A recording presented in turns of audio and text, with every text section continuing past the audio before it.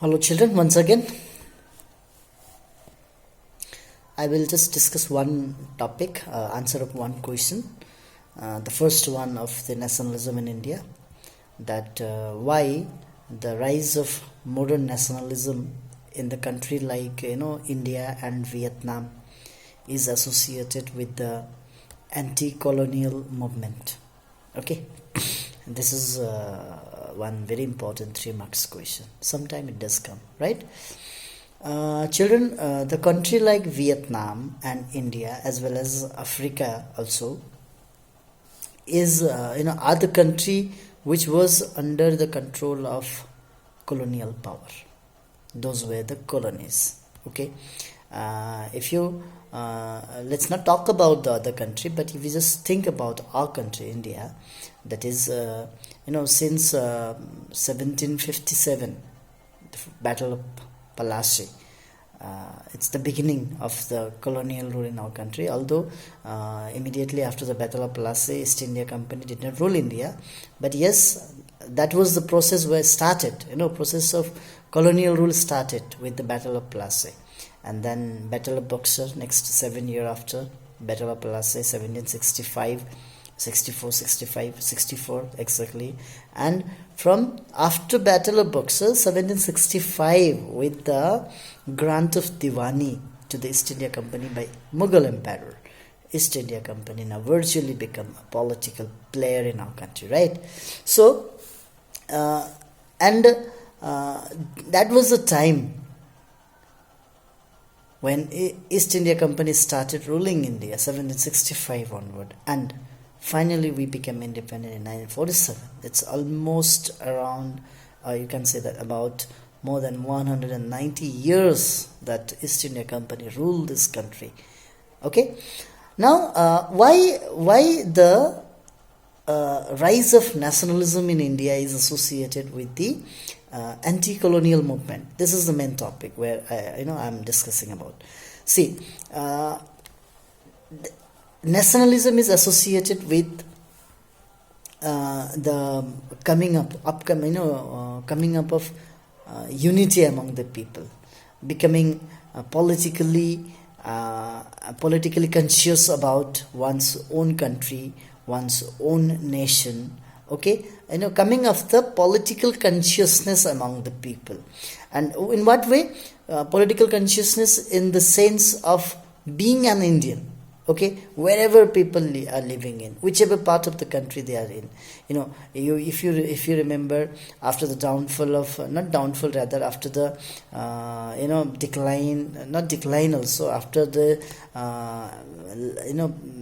the death of Aurangzeb, I can say, after the death of Aurangzeb, gradually Mughal empire started becoming powerless, or it becoming weak, you can say, and as the central authority was weak, taking advantage of the weakness of the central authority, regional powers become powerful, regional players become powerful in India, and gradually India fragmented into a small kingdoms and all, ruled by small kings. Okay, small rulers like Nawab, you can say that Sirajuddaula and all started asserting independence in Bengal. Okay, similarly you can see that in South India also, Hyderabad, here in Marathas, Rajputs, and gradually India become from that central powers, from that central authority of the Mughals, gradually the power is dispersed, or power is decentralized into different hands. Okay, so now over the period of time, people living in one part of country does not feel that they share the common bond with the other part of the country, right? So now when say I was giving example like the people who are living in Gujarat, they feel that they are Gujarati. The one who are living in Bengal, they feel that they are Bengali. Okay, and they are concerned about a particular area only. People who are living in South India, they are concerned about the South Indian territories only, right? So that it was pan-Indian thinking was not there among Indians. with the advent of this political associations like Indian Association and all, although they started talking about all India level organizations and all, but still for a long period of time there was nothing called all India level things in India. 1885 Indian National Congress was formed. Okay, it was for the first time. Before that, there was another organization, another political organization, which was supposed to be, having all pan-Indian character. That is Indian Association, started by Surendranath Banerjee. Okay, after that, 1885 Indian National Congress was formed.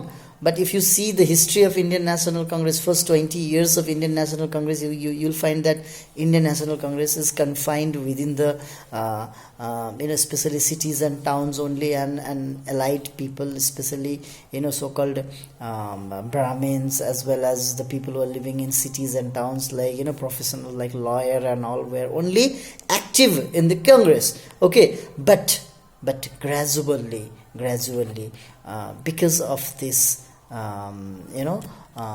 exploitations of the colonial power in India, and gradually with the rise of the feeling that the Britishers are the common enemy of the people who are living in any part of this country, whether it's in Bengal or in Bihar or in UP or in Gujarat or in Tamil Nadu or any parts of the country, right? So they started feeling that gradually with the increase in the political activities of Indian National Congress with the advent of Mahatma Gandhi 1915 onward. Okay, a number of active incidents started taking place, like Jallianwala Bagh incident and all, and then after non-cooperation movement under Gandhiji, this type of the events and all actually created some sort of feeling among the people in our country. Like, when Jallianwala Bagh incident took place in Punjab, people living in other parts of the country also started feeling pain of the, loss of life of the people there in Punjab, Jallianwala Bagh incident. Okay, so gradually, they started feeling that Britishers are the common enemy of the people living in our country. And with that, when the leaders like Mahatma Gandhi and all other young leaders of the Indian National Congress, when they started requesting the people to come forward and participate in the movement organized by Indian National Congress to drive away Britishers from India, so they started, feeling that yes, we all are Indian and we all have to come together to fight against the Britishers, and then only we will be able to, force these British people from this particular country. So that is how somehow, rise of the modern nationalism, the feeling of modern nationalism among the Indian people is associated with the anti-colonial movement, because the people were suffering under the British rule. People were suffering, okay, but initially they're not being able to identify the common reason behind the suffering.